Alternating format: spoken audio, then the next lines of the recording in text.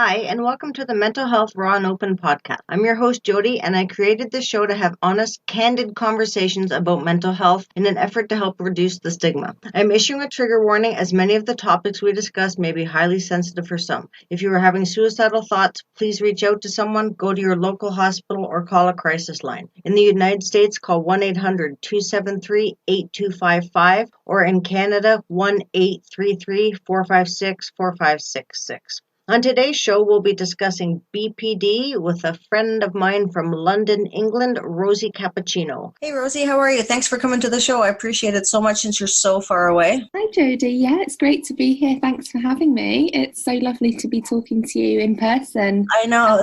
Because normally we've just sent tweets every now and again. And yeah, so it's great to be here. Thanks. This is my pleasure. Where are you at? Where are you from again? I know you're in England, but whereabouts in England? Yeah, so I'm in the UK. I'm in London. Okay. I'm not from London. I'm actually from Yorkshire, but I'm living in London. Okay. Yeah, and it's great here. It's so busy and there's everything going on. But luckily, I live a bit on the edge of London, so I can get a bit of peace and quiet when I need it. So I was years and years ago. I was in London for a little while and pretty much just caught a train out to meet a friend out near some small town near Cambridge. And I remember going to Cambridge University, and I was dying laughing because I've never seen grass like that in my entire life. It's better than any golf course in the history of time, and there's a little man that sits there with a sign that says, "Please don't walk on the grass." I've never seen anything like that. I'm just like, wow, this place is so pristine. Like, this just wouldn't happen in Canada. It is a very, very strange place. It is. It was just very strange. I was like, wow, okay, it's beautiful because everything's old and your architecture is a lot more fun than our boring, less than 200-year-old architecture. Although recently my family were in Canada and they were saying how much they loved it and how great it was. So, and all the nature and the waterfalls. Oh, that's cool. I never think, sometimes you forget when you live somewhere that there's cool things to do for other people. Like if I was a tourist, what would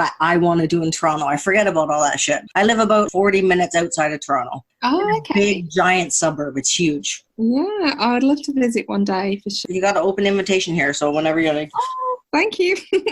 Okay, so you and I have BPD in common. Yeah. Do you want to talk a little bit about that? When did you get diagnosed and that kind of stuff? Yeah, so I had a long sort of route to getting diagnosed. It took me a really, really long time, actually. It was back in 2014 and it was February. I remember it was the day before Valentine's Day, and I've remembered this forever because it was such a huge day for me. And basically what happened was I'd been on and off different waiting lists for different doctors and loads of different things had happened. I'd been in and out of different crisis teams and A&E, and I had a counsellor and I had a counsellor in university, and I'd kind of been like from pillar to post, passed around, and then I finally got a meeting with a psychiatrist and they did a 1.5 hour conversation with me, and she said to me, "Oh yeah, you meet the criteria for borderline personality disorder." And I had heard of it very, very briefly because one of my counsellors had said to me, "Oh, it looks a bit like you have BPD."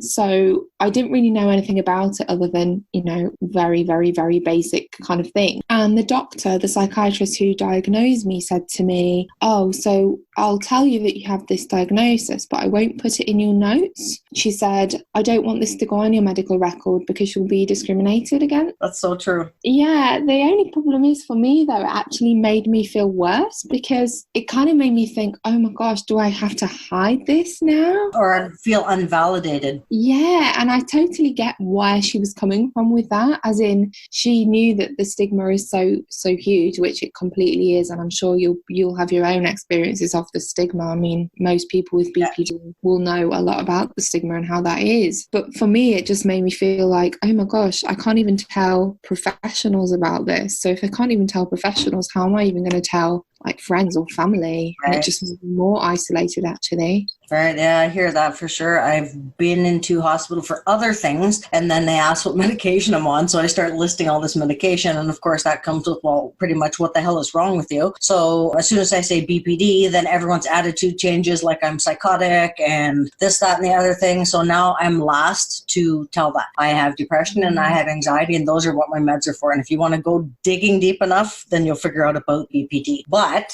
if you read, as I'm sure you have, CPTSD and BPD are so intertwined that BPD is such a wide diagnosis that unfortunately right now it's being handed out like candy. I was diagnosed in 20 minutes, not an hour and a half. I had 20 minutes with a social worker just to chat with, and then 20 minutes with a psychiatrist. And within that 20 minutes is what she came out and said. I had 4 disorders for the camp. I came out of there in 20 minutes. I was like, wow, that's fast.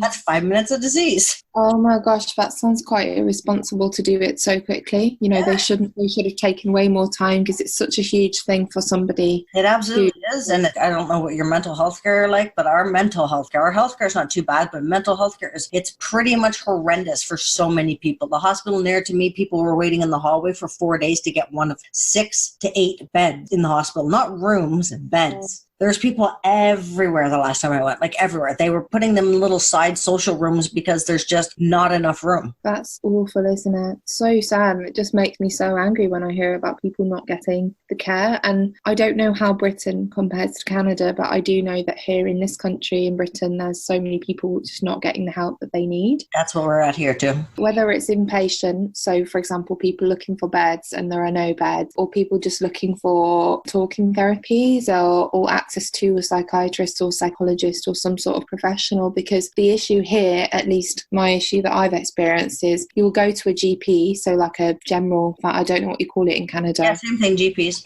Oh, is it? Okay. And they don't really know anything about mental health, at least the ones I've spoken to. Correct. And nowadays, I've actually had doctors just say to me, I'm sorry, I actually don't know about quetiapine, or I don't know about the medication called this, that, and the other, or I don't really know anything about BPD, so I can't tell you any advice other than wait till you can see a psychiatrist. Our wait time here is on average. I backdoored myself through the system in a sneaky way. I was going literally nuts on an SSRI and couldn't wait the 11 months. Right now, I've been on a DBT class waiting list for group DBT for 9 months, and I haven't even got a letter or phone call or anything saying when the next one is. It's such a long time to wait when you, even one day or even 1 hour or 1 minute is impossible. At least it feels impossible. So it's just so terrifying to wait. Oh, for sure. It sounds like it's forever. As you said, like BPD is so many moods in one day. It's so exhausting. If you're having a full bad day, that thing seems like it lasts for like 6 months. It's just like, oh my God, how was 4 minutes past? Exactly. I think for my DBT, I waited around 10 months to join. I did get a phone call every now and again from the people who updated me, like when it was likely that I'd join, and asked me how I was, which was quite good. Cool. Was yours group? Was group and individual. So it was kind of like a 2-pronged approach. But in my head, I've waited more like 6, 7, 8 years for DBT, because I was diagnosed back in 2014 for the first time, but I didn't get DBT until 2018. It's kind of like you feel like you've waited 4 years for it. And I know there are people who've waited like 10, 20, 30 years for it. So my wait of 4 years is quite short, but it's a long time when you're going through BPD to not have anything that's tailored, because I did have other support, other forms of counselling and therapy, but nothing was tailored to BPD. So in fact, it just made me feel like, why is nothing working? Why am I not improving? Oh, for sure. I said to someone the other day, and he's like, oh, do you think I'll be healed? And I was like, you know what, but not. I'm truthful, maybe too much so, but I was like, you know what, I don't know that there is healed. I think that there's well-maintained that you will live with for the rest of your life. That's just that. Medications or therapies or whatever else, it's still going to be a part of you. Even if you modify your behavior, you're never going to be who you were. I think that there's definitely some truth, like that rings true for me, in that I do have hope that one day I won't be completely dominated by having emotional meltdowns and kind of like emotional panic attacks all the time. I've had one today. In fact, I've had like 1.5 today. I had like a massive one on Friday, and they have been getting less frequent. It's just the last 2 days have been really bad. But I do think I'll probably maybe like in 5 to 10 years, things might have gotten completely sort of better. But I think I'll always be this person who is very sensitive to emotions, very emotional, because I've always been like that. And there have been times when the behaviours sort of around that have gotten out of control. definitely. And for me, things like self-harm and being suicidal have gotten a lot less. And so that's one of the main kind of improvements in my life, has been that I don't self-harm more. I mean, I'm not going to say I never will, because I don't know, I might get so distressed. No, absolutely. Everyone relapses in something at some point in time in life. Yeah, but it's not like a go-to thing anymore. And so for me, that does seem like kind of a hopeful thing. But that's huge progress. It's not a little thing, that's a big thing. Thank you, Jody. I just feel for you having to wait 9 months, you know, and I really hope that you get DBT. I'm halfway through my DBT therapy book, and then I was like, this is just pretty much the same as CBT, but vocally, that's all. So I put them both back in there. I was like, okay, I think I'm pretty well knowledged on what's going on. I get the 2 brains thing. I get the hold the truth thing. I know what I'm supposed to do. For me, it's a matter of implementing it at the moment, because as you well know, the moment is literally the moment, and then you can snap to a whole different degree within one text message that at one time you could take it fine, and the next time you're like losing your mind, crying your freaking eyes out over it. Yeah, that's exactly how it is for me too. Exactly. And I think the thing about DBT is that you can learn the theory and you can understand the theory perfectly. And like, I sort of read the books beforehand, and I kind of went to the classes, and I sort of knew in theory all about it. But it's only when you get the therapist who can help you integrate it into your life to kind of give you the motivation to practice and know what to do when. Because the thing about DBT is that there's so many different skills that you have to learn which one to use when. And it's even things like timings. You know, I can do a skill for 5 minutes and it's not working and then give up. But actually, if I were to do it for 15, 20 minutes, it might help. But you don't necessarily think about doing it for 15 or 20 minutes because you just think, oh, well, it didn't work after 5, so I'm going to stop. I think also a little bit of the problem is that it's like with everything. They generalize, okay, well, you know, you need to go get this done because you have this. It's like teaching. No child learns the same way. Yeah. So it's the same with mental illness. No person is going to absorb the same information the same way as another person is, just because of personal bias, their past, all those kinds of things. Exactly. That's so true, isn't it? And I think that's where the therapist sort of comes in, and they can really tailor it to you. One of the massive differences between DBT and CBT, because I did CBT, cognitive behavioural therapy, in the past as well. I did that for eating disorders. One of the big differences is that DBT does take into account people's backgrounds. So DBT does have a kind of background where it says lots of people with BPD have been in invalidating environments, and they've been places where maybe they didn't learn how to regulate their emotions. So there's kind of this strand running through that says, well, you're not being a bad person, you just didn't know how to deal with this. You didn't learn when you were a child how to deal with this, and it's gotten out of control. And to top that all off, they don't go into the point that I can send you a picture, which I will, of a PET scan that's done on a regular brain and on a BPD brain, and it just doesn't form the same. It's missing connections. The emotional area of the control center, the amygdala, is way smaller than it should be. Rational, no, it's not so great either. There's actual physical distortion. So the wires in our brains literally are not correct, but neuroplasticity allows us to reconnect and learn. But again, it's what you've done for a long time, because that's your instinctual behavior. So it's just what happens. Like, I know if I get a text that makes me upset, if I don't literally chuck my phone across the room, I'm going to reply. Yeah. And the first 5 minutes is not a time to reply. And I'm learning this. Or if I start ranting and I'm talking to a friend and it's getting like BPD-ish, as I call it, I just tell them to say to me, stop. Because then that's just like, stop what? And then that gives me a second to think, okay, what skill can I use right now? Counting the alphabet backwards or subtracting by 3s from a weird number like 98. Things that make both sides of your brain work. Listen to the intensity of your episode, because both sides have to work at once. That's such a great tip. That's so good. I said to my boyfriend last night, if I get upset again, I'm going to go through the alphabet thinking of countries and then their capital cities. I thought, well, it will be something to make me really, I'll have to concentrate and think. And I think it's just a matter of, tailoring something that fits for you. And I think it's just, some people with numbers, some people with letters, some people, countries is a great idea. I've never really thought of that, but I'll use that. I'll steal that from you.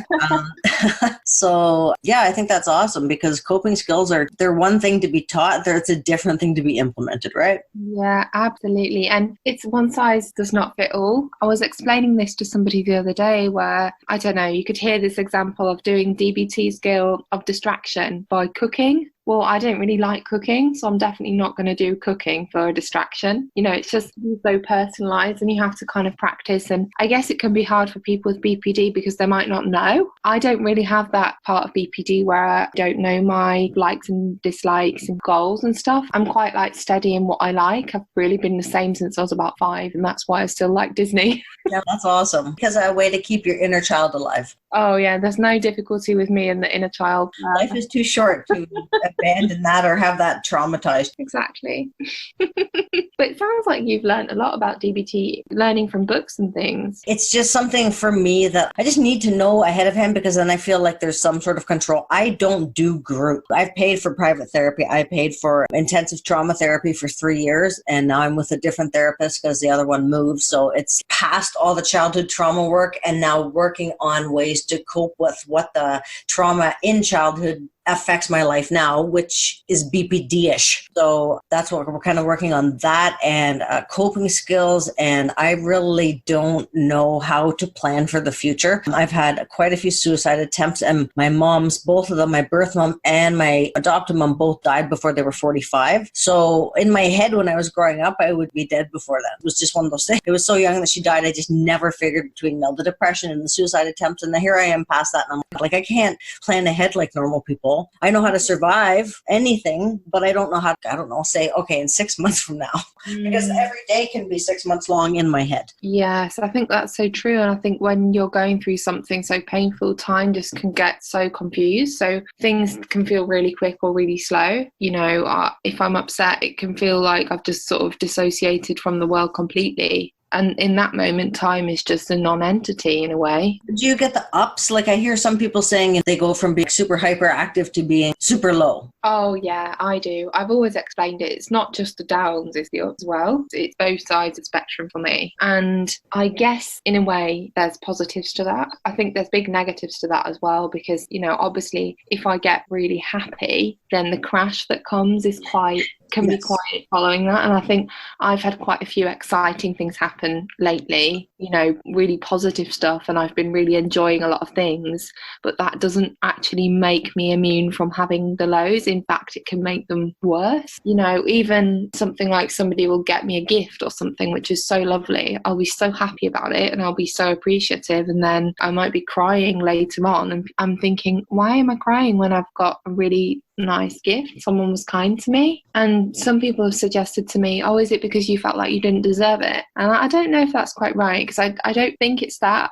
I just think there's something about I've swung to the high and it just swings me back to a low. With managing, if I'm excited, I need to make sure to calm down quite quickly, because otherwise it can get a bit too much, and that's actually not enjoyable for me. I read a lot about BPD and I speak with a lot of people, and most of them have highs. Now, I have persistent depressive disorder, so that's a constant thing. So instead of going medium to high and then back down to low and then back up to medium kind of thing, I go from medium to low to medium to low. So I call it post-outing hangover. So if I go out and I have a good time for a couple of hours, that means for me that I'm not super hyper alert and so aware of everything that I can't even focus on what I'm doing. If I can have that couple of hours, that to me is the only break I get. But the next day, the crash is horrible. And then I'm all day the next day, I'm like, oh man, I shouldn't even have gone, because if I didn't go, then I wouldn't be crashing this hard. So I call it post-outing hangover, because that's what I feel like I get. That sounds really, really hard.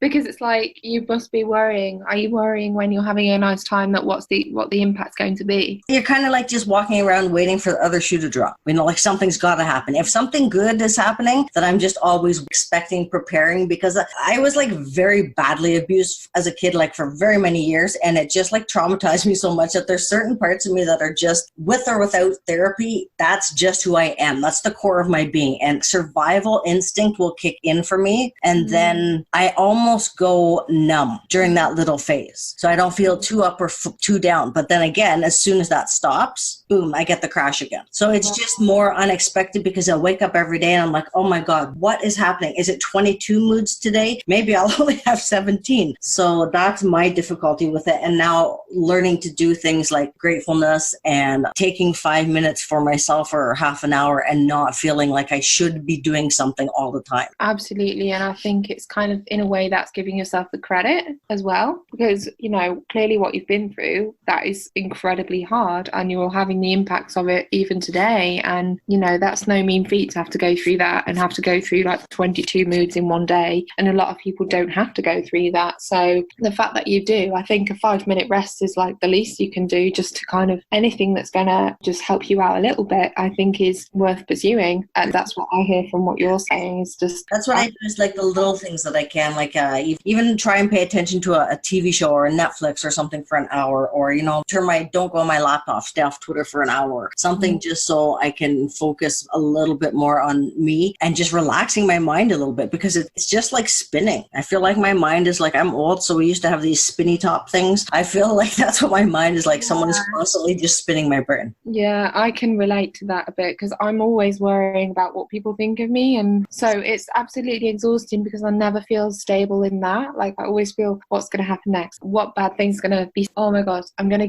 am I going to get criticized? Oh, how is someone going to say they hate me? And it's like, that's so tiring, that if I can have half an hour where I'm not thinking and I'm actually fully in the moment, listening to an audiobook or playing a game or something, then I'm having a break from that. And I think that must help with being more resilient. Yes, absolutely. Yeah, I think that is quite powerful. And I think that's something I only learned when I did GBT, because I never used to do that. I just felt like I couldn't do that before. Like, oh, I'm being lazy, or I'm too distracted to do that kind of thing. Yeah, I hear you on that. Do you have anything co-afflicted diagnosed? So BPD, are you diagnosed with anxiety or depression? That's a good question. I mean, in the past I have been diagnosed with depression, but I don't relate to that anymore. Okay, good. So are you on meds then? Yes. So one of them I've come off now, but I'm on another one. So yeah, I have found that quite helpful. Also, in the past, I did have an eating disorder, but I don't have that anymore. Oh, congrats. So that's 2 huge things that you've conquered already. Yeah, although I kind of feel like it was all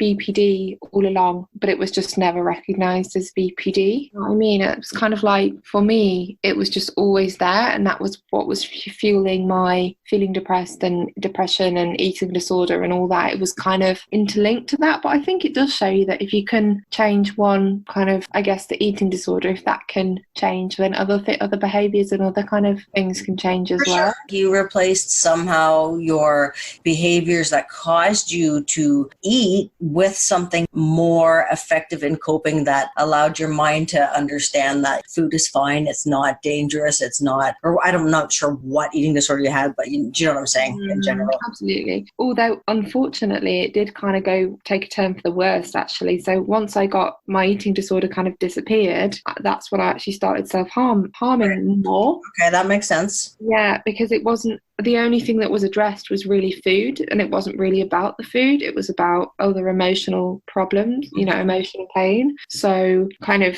dealing with the eating was good because it helped me eat, but it didn't take away the actual kind of the root of the trauma. Exactly. So it just didn't really help me in the long term that much. I mean, it helped me to eat, which was good for me physically and mentally to eat. Obviously, it's important. But yeah, so it's only really when I could deal with intense emotions, distressing thoughts, impulsive behaviours. When you can deal with all 3 of those together, that's when you can kind of stop with self-harm, I think, at least for me. I haven't self-harmed in a while. I mean, a couple of times I've wanted to put my fist through the wall in frustration, but I also got, as a reason for part of my tattoos, is even a cover-up of many scars, because I didn't really cut a lot on my arms. It's more a reminder not to, because I just have this beautiful art on my arm that someone did and I paid a lot of money for. Why would I want to hack it up? Yeah. So in my mind, it's become almost a good deterrent. That's so great, though, that works for you. And it must be so nice to have the artwork on your arm that you can appreciate. It is. No, I'm not very good with being positive about things, so I did my bucket list. I'm doing my bucket list on my arm in case I can't actually get to, like, I have elephants because I love elephants, but I want to go to Thailand. I have a waterfall because I want to go to Iceland. So in case I never get any of these places, at least they're with me. Oh, that's so great. But I think having them on your arm is probably going to make it more more likely because you're going to see it every day. Yeah, it's kind of like an inspiration too. Yeah, I wouldn't be surprised if it makes you more likely to. And to be honest, you say that you're not very positive. To be honest, it sounds like you are. Like, at least I think you sound positive. Well, thank you. Generally, my mind, I have a switch. It's so funny because I can be completely ready to jump off a cliff, and then all of a sudden I'll get like a message in my inbox and someone needs help, and it's just like an on-off switch for me. It's done. So whatever my problem is, instantly done until someone else's problem is done and fixed. And then it's kind of like mine takes over again. So you find escapism in kind of helping other people? Absolutely. Yeah. Oh, wow. That's so great. And you'll be able to use your experience of your own life as well and your own experience of helping people online to bring that to other people. So to me, you sound like very positive because I don't think you'd have a bucket list on your arm like that helps you with self-harm and helping people on Twitter. Like, to me, it sounds like you have so much positivity going on. Like, to be honest with you, that sounds... You know what, that's nice to hear because I don't really think that way. So when someone tells me that, it's like, when someone, I'm sure you were uncomfortable at first when someone pays you a compliment, you're like, no, my hair's shitty or whatever the compliment is, right? And then someone said to me one day, if you don't say thank you or accept the compliment, you're almost insulting someone else's opinion. You may not see yourself like you see yourself, but they see you in a different way. So they really like your hair, even though you think you're having a shit ass hair day. That's a good point. I've not really thought about it like that. I don't think I've thought about it, but that's a good point. And if you're out there giving help to so many people, then you deserve 5 minutes chill out time watching TV for an hour or something because you give so much to other people that you definitely should get it back as well. I think that's something I have to learn to accept. I'm adopted too, so the whole concept of blood family or connection by that type of thing, half my family disowned me when I came out gay. Then when I was gay, and now because I have a mental illness, so literally the only person I talk to is my dad. I have really high protective boundaries set up now for him. So it's become safer enough for me to go for coffee with him, that kind of thing. Yeah. I mean, I think, if you don't have those boundaries, then ultimately you can get hurt again. Don't need that. I mean, there's so much stigma about being gay and having mental health conditions. Like, don't need any more problems to contend with. There's already enough stigma and discrimination that you don't need anything else coming your way. Yeah. It's pretty funny because when I came out, I told my dad, it was maybe 2 years after my mom died. And then I told my dad, and he's like, well, first of all, it's got to be a phase. And then the next thing I know, I swear to God, he's on the phone to every relative that he can find, calling everyone, telling them that, oh my God, my daughter's gay. I don't know what to do. I was like, you don't know what to do. What is this? Why is this a family crisis? And why does everybody know? Within literally 24 hours, I felt like it was a big, giant gossip festival. I think that's so disrespectful to then start telling other people before it's not their business. No, I know. I was like, it would be my own time when I'll come out when I'm ready, but apparently no. You'll come out after you've told me because I'll tell everybody. Well, it's not really a safe situation to sort of tell somebody and then have that just get spread around, especially if it's not possibly not in a supportive way. Like, it doesn't sound like it was in a supportive way. No, they're not. They're smaller town people with narrow minds. And I remember my uncle all the time when I was growing up cracking gay jokes until it made sense to me that he was actually picking on a group of people that I actually would stop and say, well, no, don't do that. And that was pretty young, 10, 11 years old. But before that, I always remember him cracking. It would be no different than in Canada, we make newfie jokes and they live on the East Coast. And for some reason, they like to have their time an hour and a half difference. So it's the only place in the world that has an extra half an hour time difference. No, that's not on the hour. So when we make a joke about Canada, it's the newfies are kind of like the butt of the joke. Well, I had enough difficulty working out the time difference from on the hour between you and me that I don't think I would have coped with that half an hour difference. Oh my God, me neither. I'm 5 hours behind you, right? I think so, yeah. What time is it right now? It is 20 to 10 in the evening. Yeah, that's right then. Yeah, so I'm actually in my pajamas right now. Good, I won't keep you too long. I'll let you relax and get your mind settled down before going to bed. One thing I was going to say is that I can imagine homophobia and discrimination, kind of like jokes about being gay and all homophobic things like that. It can't really ever have a positive impact on people's mental health. Discriminating against people and, bullying and laughing at people is never going to have a positive impact on people mentally. In fact, it will have a negative impact on people. Oh, absolutely. And a long-term negative impact. Absolutely. I can't remember where I read it, but it was showing, some study was showing the impact of bullying and how it has such a long-term impact on people. And people dismiss bullying and say, oh, kids will be kids and it's just playground teasing and things like that. But actually bullying has such a massive impact on people into their adulthood. And people need to understand too, it's not always just kids bullying kids in the playground. You can get bullied by your soccer coach. You can get bullied by your parents. It's anything that really is knocking the self-esteem out of you. And for me personally, my savior of self-esteem and the only area that I had self-esteem until I started writing, in your language, football. Is that soccer or not? Yes, yeah, we call it soccer, but to be proper, we have a football match, not a soccer game. So that I did that for as long as possible, literally until like everything in my body was broken and has arthritis now, because that was my sense of confidence. That's where I was okay. That's where I was safe. And that's where the self-esteem couldn't be beat out of me, couldn't be knocked out of me by words or by actions or by anything, just kind of was. And then you take me out of that and put me in a different situation, it's entirely opposite. So when I started writing and people started reading it, at first I was like, who wants to read about miserable shit, first of all? Why are people going to want to read about my miserable shit? It just made no sense to me that that would even happen. So as that started to happen and it started to grow, it was kind of like a reminder of what self-esteem was, because it was been so long that I kind of forgot. That's so great, though, that I think your writing's been able to connect to so many people and they've been able to relate back to you, and you've been able to give that to people, and have such a positive impact on people, because you say, oh, it's miserable shit, but actually no, it's way more than that to people. It's like actually a chance to feel connected, a chance to feel like they're not alone, a chance, and hopefully you can feel that too, that other people are appreciating that sense of connection that's been created just through writing on the internet and kind of being able to share that. Yeah, I think it's phenomenal. Like the article that's pinned on my Twitter page there that was in the Mighty, it kind of went viral, and I literally probably have like 2,000 messages in my inbox now just from like random people. Some people are like, are you real? I got one the other day. Are you real? I was like, yes, I'm real. How can I help you? Thank yous, or people who want to kill themselves or whatever. And most people have the exact same one. They just want to be heard, validated, and know someone else feels the same thing. That's it. To be trained anything, you need to be able to listen and not listen to speak. You need to be able to listen to listen.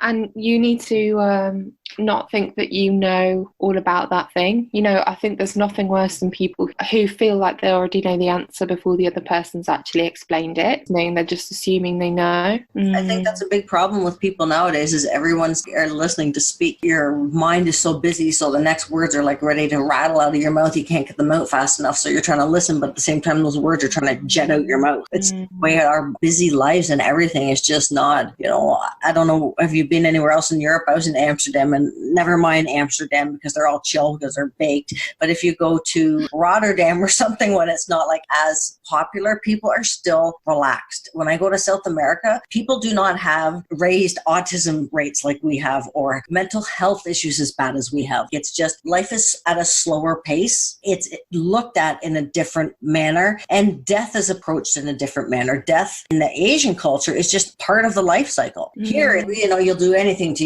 like you'll cryo freeze yourself. So, you hope that all the diseases are gone and come alive. So it's just different cultures, I guess, different cultural aspects or views on things. I have to say, I don't know much about kind of incidence rates of, different illnesses or mental health conditions, or, for example, autism. I definitely don't know about it, but I do think that there's something to be said for this culture of like shouting to be heard all the time. A culture that celebrates people who shout louder.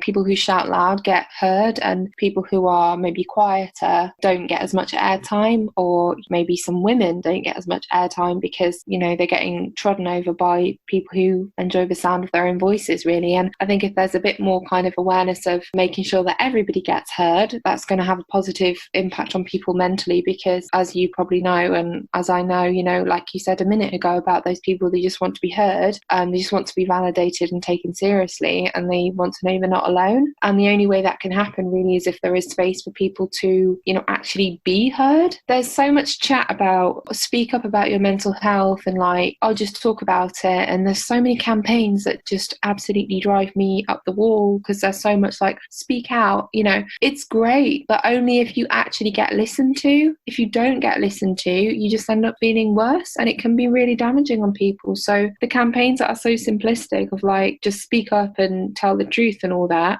are actually quite misguided when they're not showing people how to listen, or they're not showing like making spaces for everybody, marginalized people like trans people or people who don't speak the language too confidently, or all different things that could make somebody less likely to be listened to. I agree with that for sure. So yeah, I'm so glad that you're doing your writing online, and I really hope this podcast can reach lots of people and that your episodes are going to make a difference to people. I'm sure they will. I confess that I haven't listened to any because I thought it would just make me nervous, so I thought one with you first, and then after that I'll be able to listen without thinking, oh, how is mine going to compare? Yours is going to be perfect, just like everyone else, just giving someone else a different kind of platform to share on, Yeah. And again, it's nice to finally put a voice to a picture and a bunch of words. Yeah, it's so nice from my perspective too. It's so much better, and I don't always manage to give as much attention to tweets as I would do like a verbal conversation. I feel like Twitter is so easy to miss things. There's only so much you can kind of do on there. Like, it's great and I absolutely love it, but I don't know, it's quite difficult to substitute that for a proper conversation, really. Absolutely. I was saying something the other day. I think I'm old-fashioned because I actually don't mind if someone calls me and talks on the phone. How nice it is to actually hear a human being. Absolutely, I totally get that. I call my best friend all the time because we just love chatting on the phone. You can just get so much more out of it. Yeah, and you know what? There's not the discrepancy. There's no difference of tone of text taken the wrong way or whatever the case may be. Yeah, that's so true. And I mean, there's a lot I could say about texting and BPD, but I'll definitely leave that for another day. Yeah, we'll do a whole episode on that. Oh my God, throw your phone. Yeah. I say throw your phone. In fact, maybe we should do another episode on that. That would be quite interesting. Yeah, no, for sure. I think we can do a couple more episodes on a bunch of different aspects of BPD for sure. Oh, that would be amazing. I would love that. Yeah, that's awesome. Oh, thanks so much, Jody. It's been so nice. I wish you all the best. Yes, and you. And we'll stay in touch and we'll talk soon and try and get your mind slowed down before you go to bed. I definitely will. Thank you. I hope you have a good rest of the day too. Okay, you too. Take care, love. Bye. Bye. Well, as we wrap up the show, I would like to give a special thanks to our guest, Rosie Cappuccino, for sharing her time and her story with us. If you enjoyed today's show, please make sure to subscribe to the podcast so you never miss another episode. If you have any comments or questions or wish to be a guest on the show, you can message me at OneLastKick71 on Twitter, Jody BEE on Facebook, or through my website, jodybetty.com. Links can be found on the podcast website. Thank you for spending your time with us. Hopefully we can help to eliminate or at least reduce the stigma around mental health. Until next time, take care and be well.